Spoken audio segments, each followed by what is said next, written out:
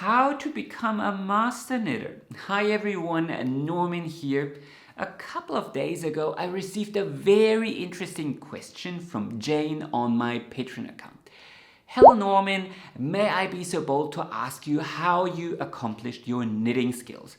I want to improve my fitted knitted garments and techniques.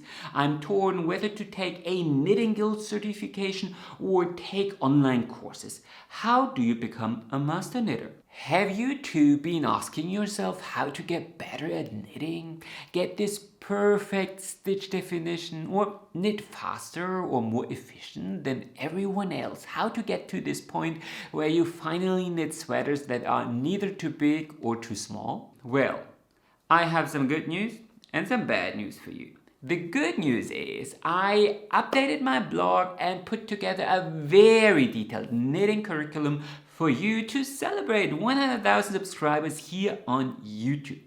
There are tutorials, patterns, videos, and everything that may help you and everything you need from beginner to advanced knitting. It's the first link in the description below, so click on that now.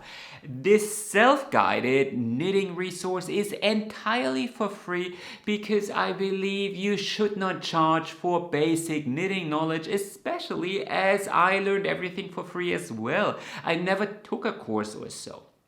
And for those who want to support my work, there's always my Patreon account where you can, among other things, ask specific questions like Jane did. The bad news is I can't answer the question how you become a master knitter with finality. If you expect me to tell you, learn these 5 cast-on techniques, take this knitting course and this knitting course, and knit these 8 challenging patterns, and then you are a master knitter, well, then you might be wrong here. Maybe you want me to show you my first wonky little pot holder, or the first shawl that I've knitted. Or maybe you want to see my first pair of socks, my 10th pair of socks, or even my 100th pair of socks, or perhaps the most spectacular sweater that I've knitted. Are you nodding already? Well, then this video is not going to be about this either. And right here and now I want you to understand why this probably never works. We are all different. Different education, different body, different expectation, and we all start on different levels as well. Also, we don't all have the same interests. Maybe I love intarsia, but you have 0 interest to knit an intarsia sweater like this one here with 50 active bobbins. What purpose would it serve if I told you a master knitter needs to be able to do that, or a course that expects you to do that? I feel that might be a big waste of time for an arbitrary label. And after all, this is a hobby, and we are definitely not trying to cure cancer here or solve the Millennium Prize problems. The only thing I can and will do is I can recount my own experiences and point you in the right direction. But more importantly, I can try to change your mindset about this. So grab yourself a cup of coffee, I got my tea here, or hot chocolate, maybe even knit along and listen to my story about how I reached the point where I am now in my knitting journey.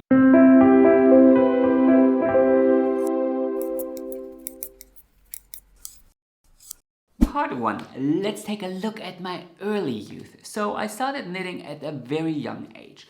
The first clumsy steps at age 4 using a knitting spool, but with the help of my grandmother and my mother, I progressed to standard continental knitting pretty soon. Knitting simple swatches, probably gave them much fancier names back then, but basically rectangles in garter stitch. But not just knitting, also sewing, crocheting, and embroidery. I still remember standing in the workshop of my grandfather after kindergarten, trying to sew a little coat for my teddy bear using an old fur hat. Of course, that was never gonna work, but little did I know. Still, needlecrafts were very strong in my family. My great-grandmother was a very accomplished embroiderer and a milliner. Both my grandfather and my great-grandfather ran a very big made-to-measure tailor shop. Both my grandmothers knitted, and my mother, out of necessity, had to sew and knit all the clothes I was wearing until probably age 7. So I guess it's only natural for a small kid to try what you constantly see the people that care for you do all the time, and I guess that's how I got into crafts. I wanted to mention that I learned knitting and crocheting and all these sort of things at a very young age, because it could potentially be very frustrating for you that your fingers just won't play along even after a lot of practice. Simply because you did not grow up in such a strong maker family as I did, where everyone was involved in crafts one way or another. But it doesn't have to be. You can only be you, and you have to work with whatever has been given to you. And if you are maybe a little bit slower, or you cannot knit with 1mm needles either, well, then that's that. Accept it, embrace yourself, and find what works for you. There are probably people out there who are more beautiful than you or me as well. But just like beauty is entirely arbitrary, there is no one who can define master knitting or knitting joy either. You get to define that, so define that within your possibilities and capabilities. Otherwise, you will only become unhappy over things you cannot change, and that literally makes no sense and is, if you think about it, a big waste of time. Part 2. After my early childhood, where I mostly knitted, well, scarves and other simple rectangular projects and cords and, other things that had no real use case, in garter stitch mostly, knitting and crochet became part of my school curriculum. Here in Germany, we have mandatory arts and crafts classes, and at one point we had to learn these sorts of things. And at first I became obsessed with crochet, probably because it's a little bit faster and easier for small hands, and I probably crocheted around 100 small little bags. I don't know why, but that's what I did. And I would say until I was roughly 18 years old, knitting and later on also crochet was just something I knew how to do, but it really wasn't my focus. So maybe I would knit a scarf or a sock or two, but no fancy sweaters or lace shawls or things like that. For me, it was all about sewing and painting that interested me the most, and maybe a little bit of beadwork and embroidery, but really just sewing and painting mostly. That changed around the time when I left home and I suddenly had to buy my own clothes. And I actually became very interested in fashion, and at that time in Bavaria, there was a noticeable shift towards our traditional clothes being more popular again. So in the 90s, nobody would wear them, well, except the old generation, but starting from the early 2000s, more and more young people wore them for the traditional festivals again. So you may have heard of Oktoberfest, but there are many, many more local festivals in Bavaria. And these traditional outfits feature beautiful, beautiful knitwear.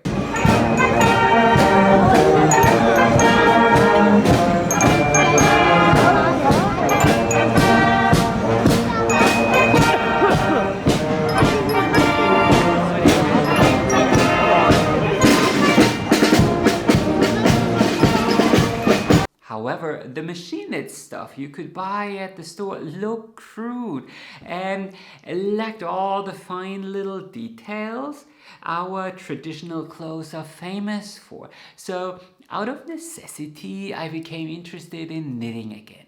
I also watched all the high fashion runway shows. You know, Dior, Lanvin, Yves Saint Laurent, Eddie Slimane was my hero. But as a student, I absolutely couldn't afford these clothes. But what I could do is I could recreate these looks using the yarn and color of my choice. But there was a problem.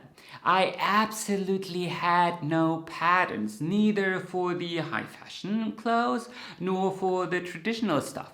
So I had to figure out everything myself. And those were the early 2000s, so the dawn of the internet as we know it. There was no YouTube, and Ravelry wasn't a thing either. And I'm not lying, that was challenging and often frustrating. And basically it forced me to do a lot of trial and error.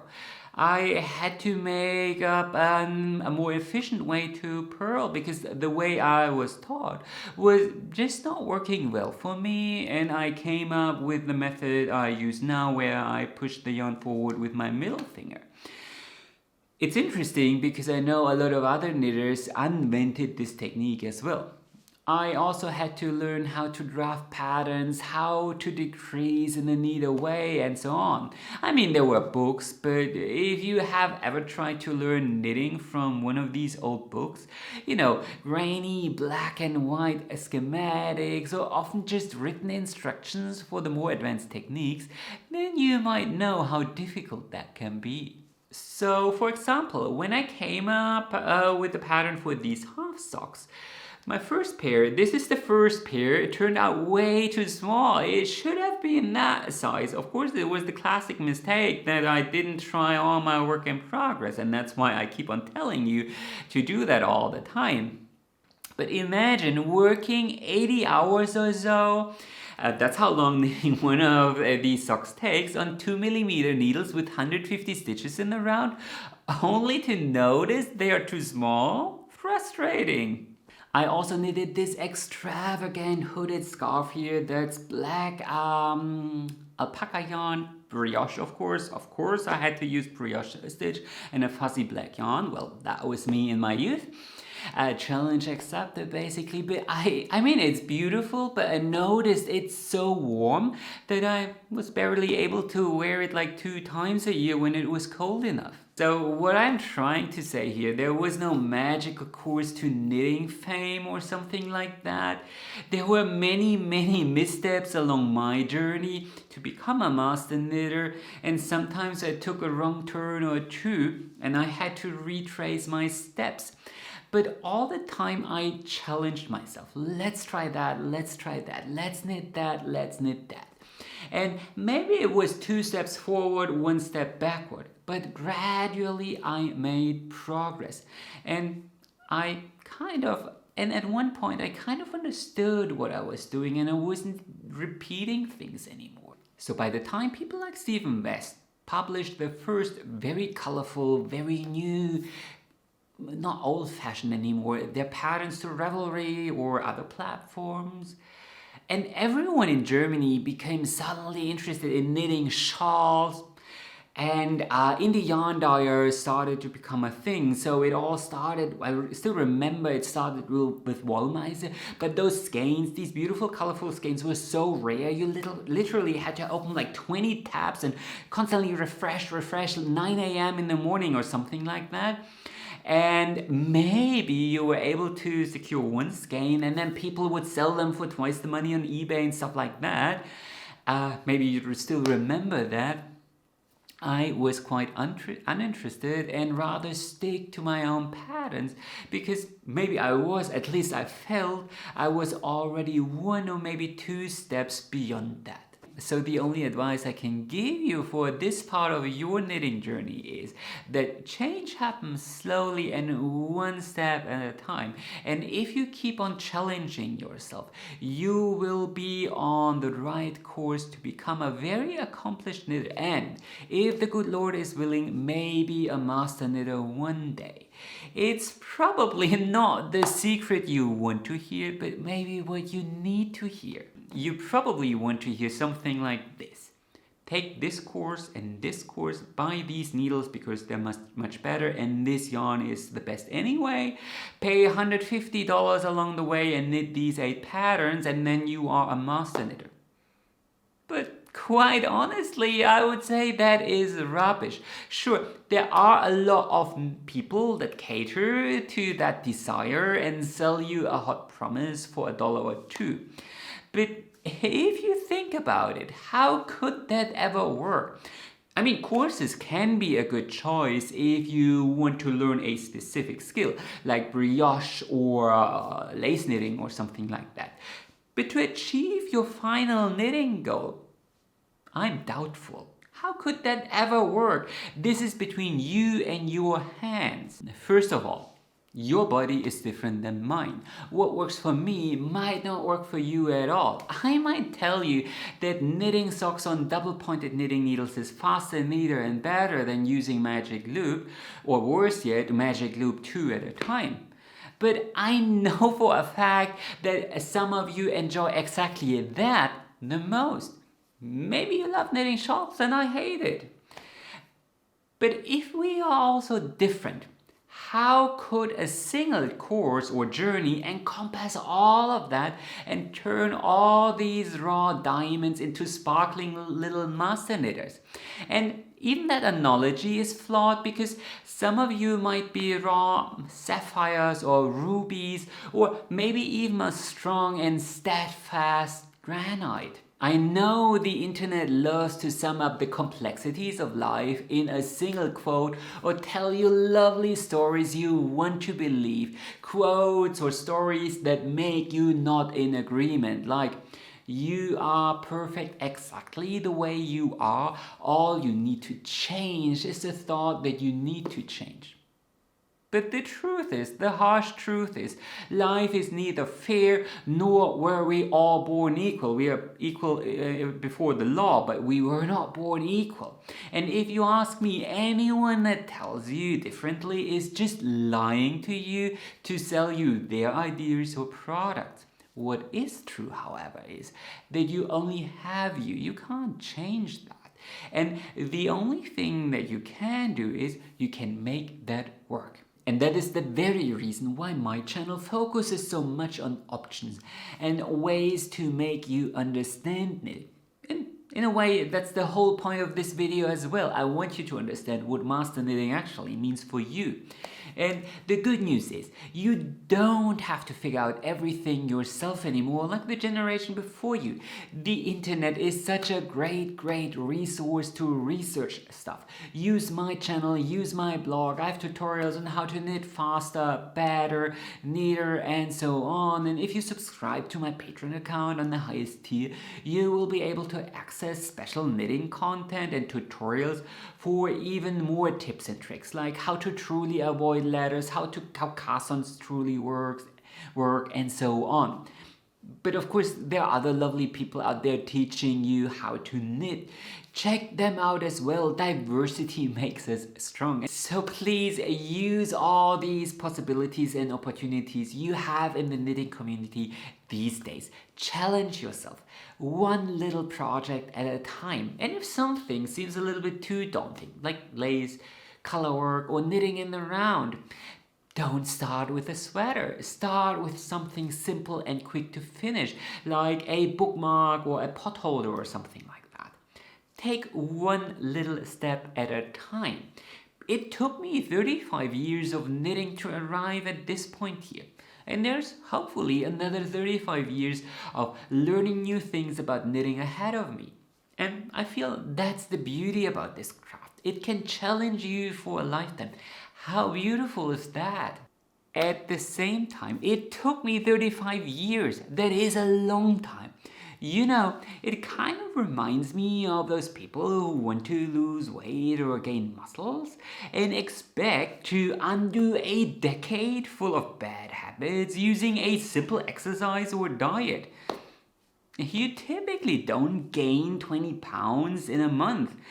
Normally, most people gain it by eating one little tiny candy too much each day, and one little tiny candy too much each day over a decade.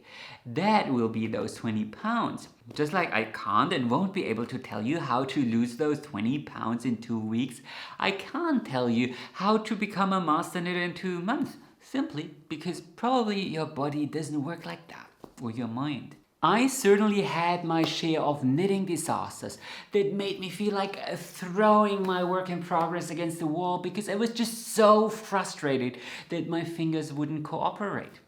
In my first 5, maybe even 10 years of knitting, I hated purling.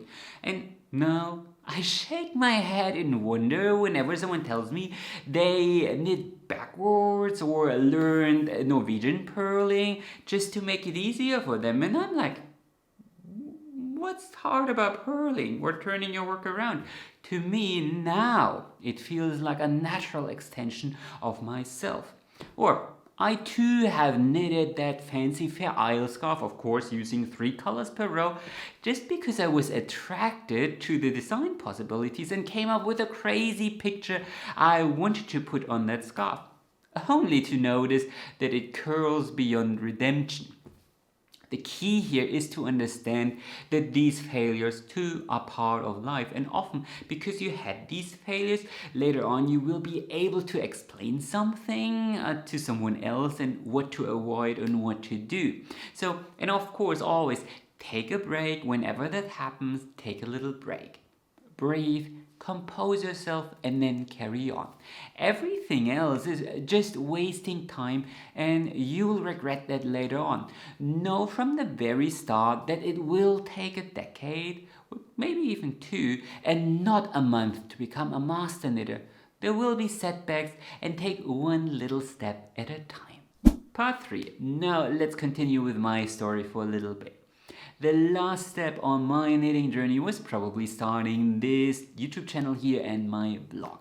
My knitting improved tremendously in the past 2.5 years.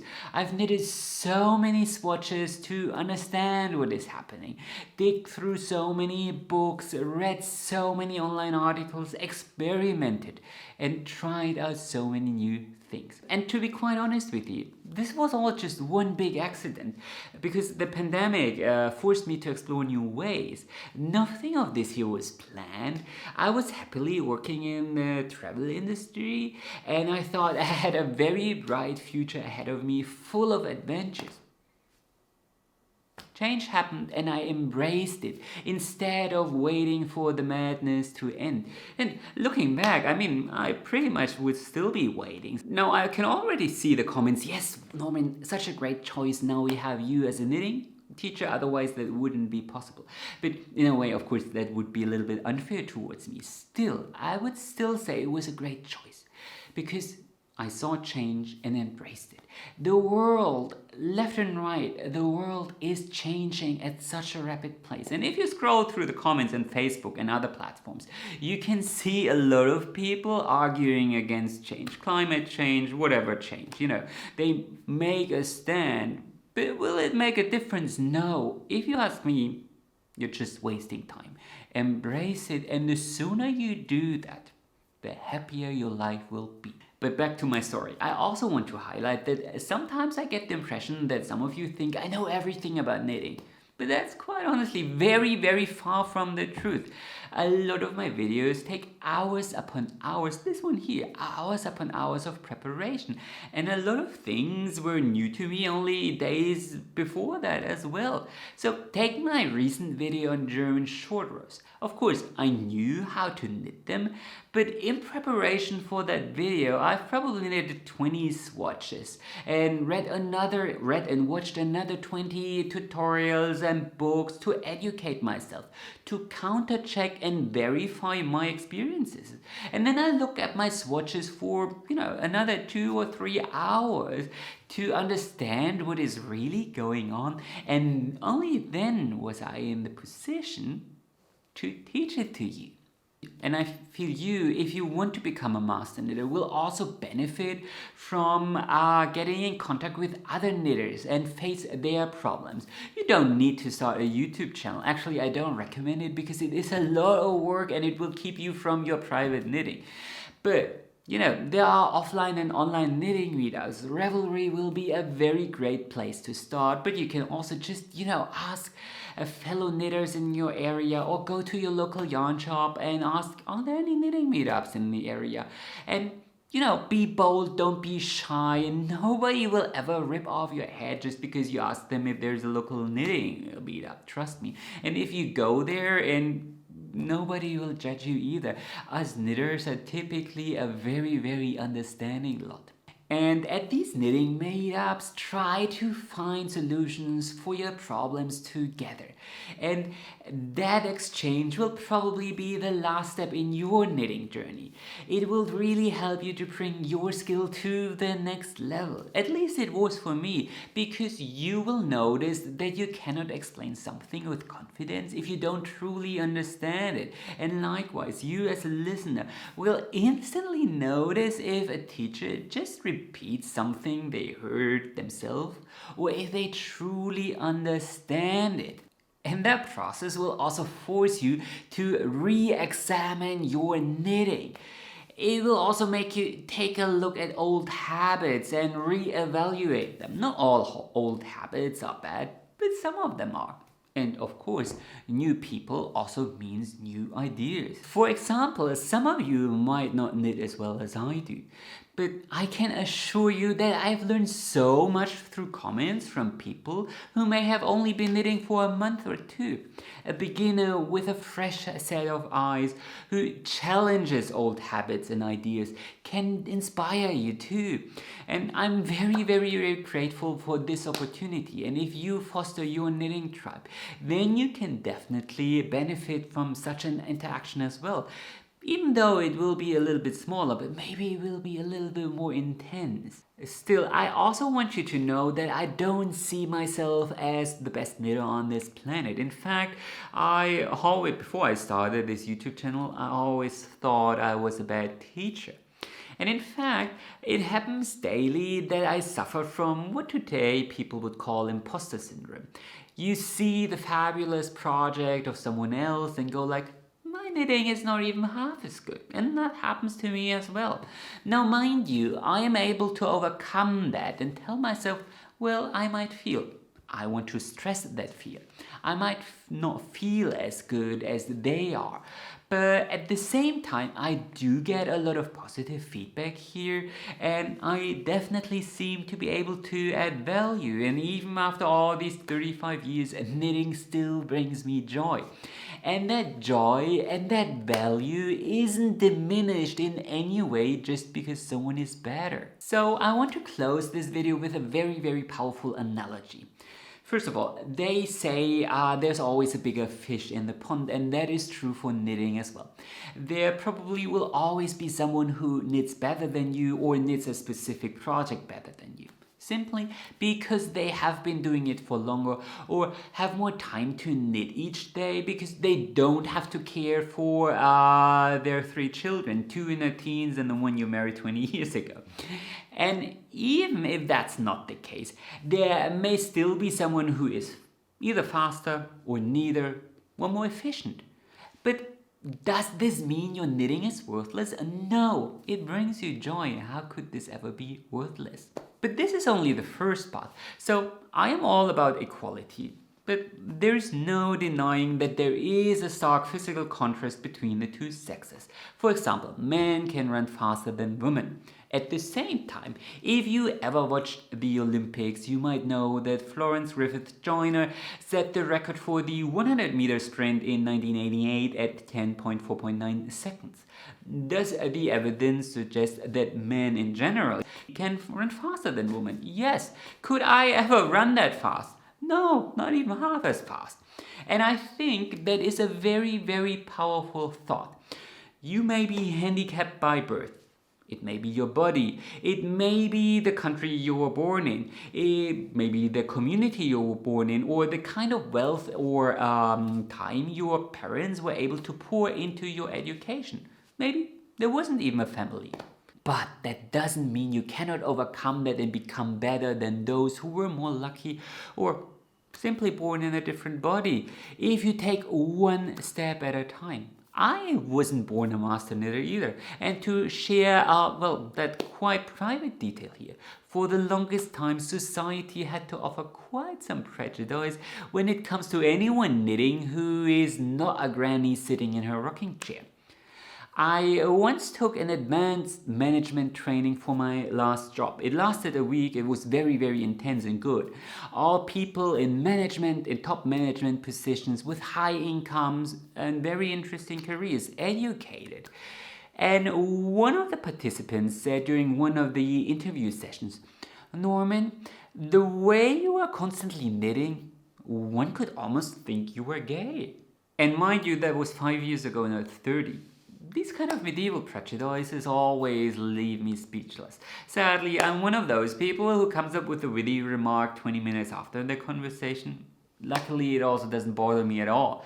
I thought it was quite funny in a sad way. I mean, it was his insecurities speaking, absolutely not mine. Still, it's just one example of how my knitting journey, my life in general, hasn't been all peaches and cream. I mean, I love what I do. I have a partner I love beyond dearly, and a family and friends that entirely support me and the way I choose to live. Still, rest assured that what you see here online is always just an edited version of reality, and behind it is a lot of work and a bumpy cross-country ride that took my whole life so far. So I do hope that this little story helps you A, to feel better about your current position, and B, makes you understand that a lot, not anything, but enough is possible as long as you don't compare your chapter 1 or 2 with the chapter 10 of someone else. You are willing to work hard and you take one little step at a time and don't give up if there is a setback. You may never set a new world record, but you definitely may come ahead of your peers, and it definitely can and will bring you joy. But I also want to stress, if you enjoy knitting your plain vanilla socks, garter stitch scarves, or simple red beanies for the homeless, then that is totally okay. You decide the path of your knitting journey and what brings you joy, not me or anyone else.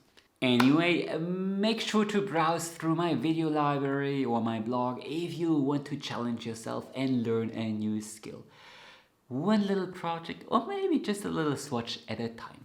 Check if something sparks your interest and click on it. Or take a course, but you decide the path, not anyone else. Anyway, happy knitting and enjoy the rest of your day.